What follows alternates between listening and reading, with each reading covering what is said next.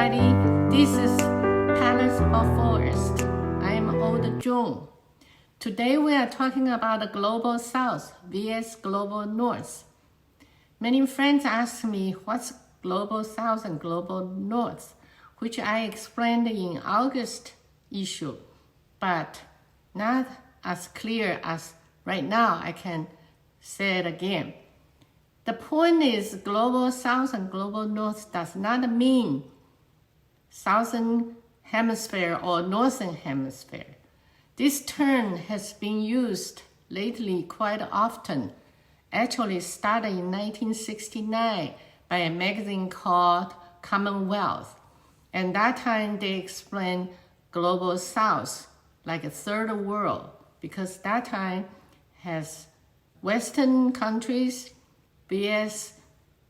communist country, then have a third world, which was non-aligned countries. But he said use Global South maybe is more proper. Until now, these few years, quite often quoted. I have to say, the difference is between the politics, histories, economy, and the cultures. That's the separation. So let's get an example like Russia.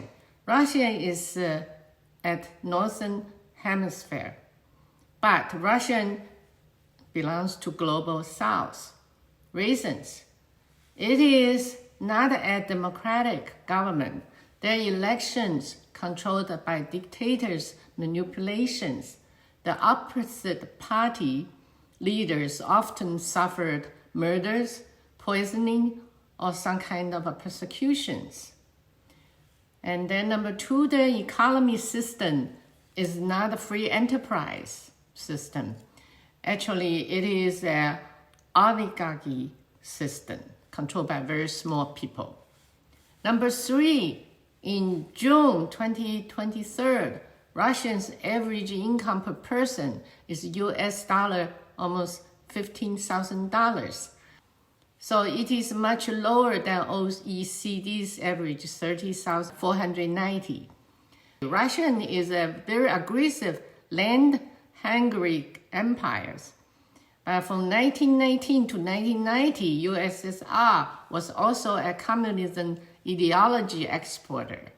Most Western countries do not consider Russian as any one of them. So Russian belongs to the Global South. Then we can take another example like South Korea. South Korea is in Northern Hemisphere, but South Korea is split countries, and they have a very aggressive party politics and open elections. And their average income per person is about US $35,731. That's pretty high. So he's considered a Global North. Then we can take another example like Saudi Arabia. The average income is $64,000 some dollars. It is very high, but it is a kingdom. There's no elections and no party politics. And then the country's purely economies is purely energy income. As Proverbs says, before the oil, nobody gives a damn. After the oil, nobody gives a damn. So Saudi Arabia is a Global South. And then look further. How about Israel? The average income per person is $39,000 some dollars, more than OECD's standard. Also, Israel has a very competitive election system and free enterprise. So, although it's a small country, but it belongs to Global North. So I think this is quite a good explanation about all the Global South and Global North. In general, Global South is 115 countries, and Global North is 80 countries. Population-wise, 79.6%, and the Global North is 20.4%. And the land-wise, Global South is 60.4%, and global north is 39.6%. So population and land, the global south is more than north. And then we talk about like India, their population average age is 27.6. It's a very young country, a young age. And China average age is 41, and USA average age is 38. Then we want to talk something about the OECD, Organization for Economic Cooperation and Development. 38 members, average income per person is 30,490. It is an old rich organization established in 1961. Headquarters is in Paris, France. The slogan is better policies for better life. So the newest member is Costa Rica. Average income is $16,500. But it's lower than the standard of OECD.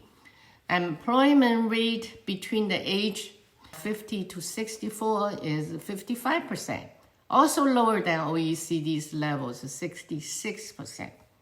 I feel it is maybe USA's influence to have Costa Rica to join OECD because Costa Rica is very friendly toward USA. Then, so let's look at the big powers, the three big powers, USA, Russia, and China. The average income per person, USA is $59,428, Russian almost $15,000, and China is only $4,500. It's pretty low. The other point we talk about is let's look at the Israel-Hamas war. The one cut off foreign relations with Israel is Bolivia. And the ones blame Israel first is Colombia and Chile. They are all South American countries. But plus, of course, all over the world blaming Israel's behavior. So, but the countries take sides with Israel are all global north. So I also have to declare the figures and the statistics are from Google and the internet. Maybe due to COVID in 2020 to 2022 and the inflation in 2023, the figures are quite different. So I just use the most median ones. And people ask me, will there be a third world war? I say, well, if Iran join this conflict, the chances are very complicated. But look at Iran, all U.S. base, military base, all surrounding it. So who wants to have the war? I think the answer is quite clear. Today we ended here. Thank you for review, and please refer to all your friends. See you next time.